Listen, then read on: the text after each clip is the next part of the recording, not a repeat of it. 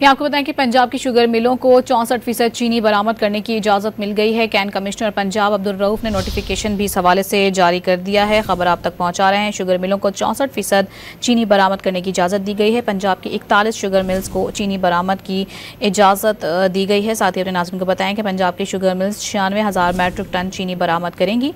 पंजाब के can commissioner Abdul Rauf ने notification इस हवाले से जारी कर दिया है। शुगर मिल्स एसोसिएशन ने हुकूमत को इस हवाले से आगाह भी किया है। तफसीलात जानेंगे डॉन न्यूज़ के नुमाइंदे अली वकार हमारे साथ मौजूद हैं। अली वकार, मज़ीद तफसीलात आप बताइए।